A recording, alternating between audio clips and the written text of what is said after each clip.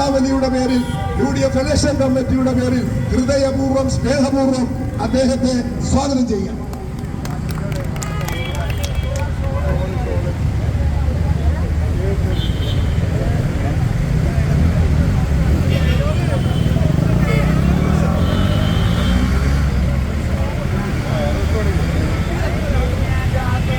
പ്രിയമുള്ള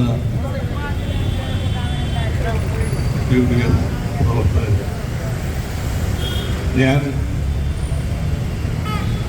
ശ്രീ VD സതീശൻ്റെ ഒറ്റ പ്രചരണത്തോടുകൂടി ഒരു സ്റ്റേജ് പരിപാടികളോടുകൂടി ഈ പ്രചരണം അവസാനിപ്പിക്കണം എന്നാഗ്രഹിച്ചതാണ്.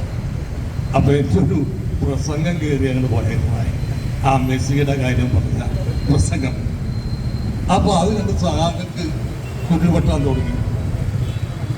എൻ്റെ ഓൺലൈനിൽ എന്നെ എവിടെ കാണുന്നോ അവിടെയൊക്കെ തെരുവ് വിളിക്കാൻ തുടങ്ങി.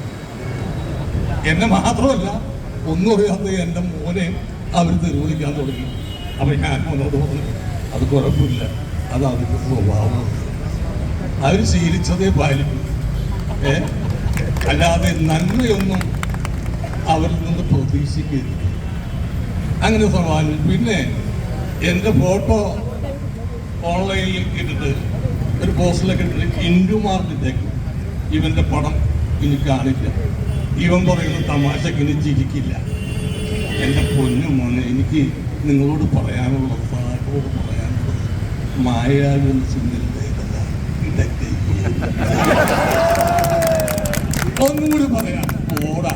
അത്രയ്ക്ക് മറുപടി മാത്രമേ എനിക്ക് ഇവരോട് പറയാനുള്ളൂ.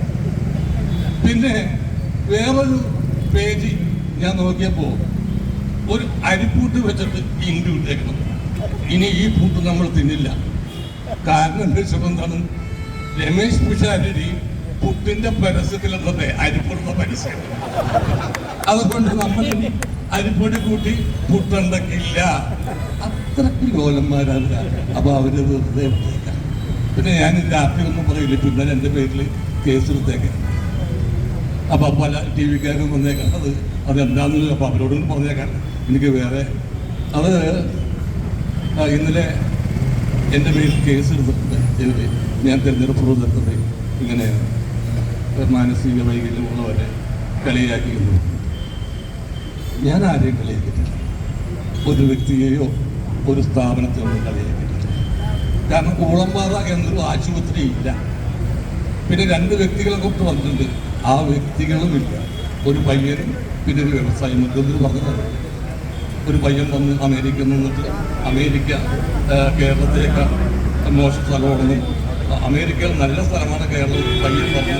അവനെ കൂളമ്പാറയെ കൊണ്ടുവരുന്നതാണ് ഞാൻ പറഞ്ഞത്. കൂളമ്പാറ എന്നൊരു ഹോസ്പിറ്റലും ഇല്ല, ഈ 2 കുട്ടികളും ഇല്ല. അപ്പോൾ ഇതാണ് എനിക്ക് നിങ്ങളോട് ആ ചോദ്യത്തിനുള്ള ഉത്തരം പറയാനുള്ളത്. പിന്നെ അതാണ് പറഞ്ഞത്, കേസ് കൊടുത്തത് ഇയാളെ രാഷ്ട്രീയ പ്രചരണത്തിൽ നിന്ന് വിലക്കണമെന്നുകൊണ്ടാണ്. അപ്പം ഞാൻ രാഷ്ട്രീയം പ്രചരിപ്പിക്കുന്നില്ല. കെമിസ്ട്രി പറയുന്നതിന് അർത്ഥം കുഴപ്പമില്ലല്ലോ. അന്നൊരു കെമിസ്ട്രി ഞാൻ പറഞ്ഞത്.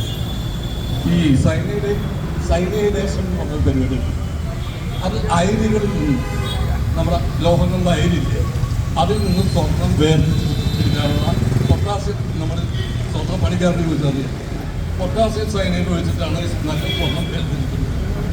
ഇപ്പോൾ CPM പുതുതായിട്ട് കണ്ടുപിടിച്ച ഒരു സംഭവം എന്ന് വെച്ചാൽ സ്വർണ്ണമുള്ള സ്ഥലത്ത് ഒരു സഖാവിനെ കൊണ്ടുവിട്ടാൽ അവനത് വേർതിരിച്ചിട്ടത് ചെമ്പാക്കി മാറ്റി.